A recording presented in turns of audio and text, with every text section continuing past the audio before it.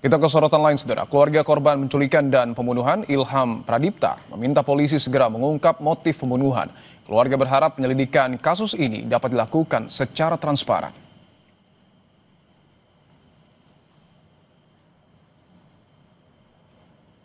Melalui juru bicaranya, keluarga korban penculikan dan pembunuhan Ilham Pradipta menyatakan tidak ada perilaku korban yang mencurigakan sebelum peristiwa penculikan terjadi. Keluarga menyebut beberapa jam sebelum diculik, korban Ilham Pradipta bersikap seperti biasa, tidak ada kegelisahan atau perilaku berbeda yang ditunjukkan oleh korban. Menurut keluarga, korban dikenal tidak memiliki musuh dan selalu ramah kepada siapapun. Ini jelasin aja biasa. Oh ini kak, di sini makan ini gitu misalnya Jak Tinggur apa ya Surabaya itu. Makanya kakaknya itu sama sekali nggak duga gitu. Ada kejadian seperti ini. Hamin beberapa jam itu ya Pak? Berapa jam? Siang? Jadi sore ya? Satu tank.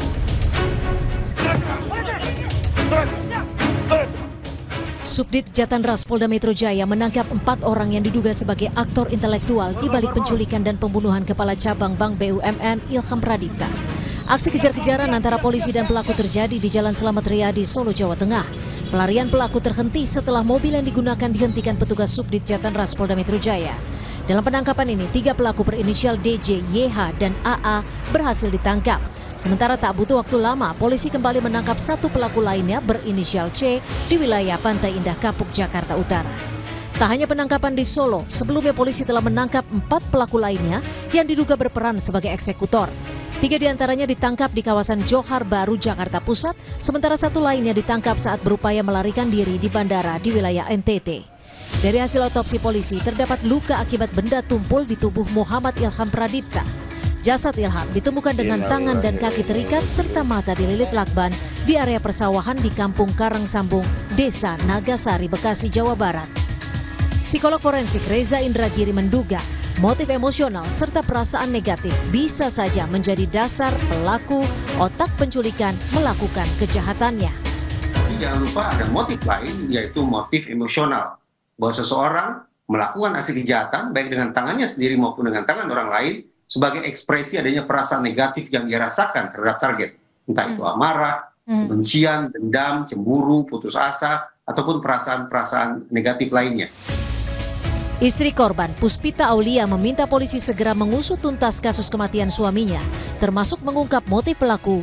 Puspita juga meminta pelaku dijerat hukuman setimpal. Diusut sampai tuntas sih. Cepat nangkep pelaku, terus ketahuan motifnya apa, otaknya apa, karena kan selama ini kita masih bertanya-tanya kok kenapa bisa suami saya yang kata orangnya baik kok bisa diperlakukan tidak baik gitu. Kepala cabang sebuah bank BUMN Muhammad Ilham Pradipta ditemukan tewas di areal persawahan di Bekasi, Jawa Barat.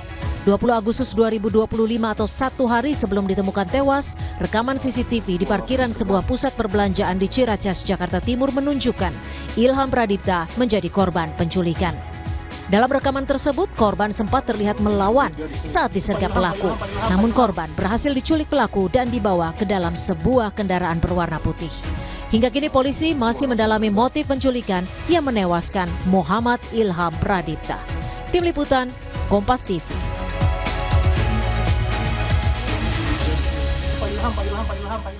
Usai jeda kami akan kembali dengan informasi Presiden Prabowo Subianto memberi tanda kehormatan kepada 141 tokoh yang dinilai berjasa bagi bangsa dan negara.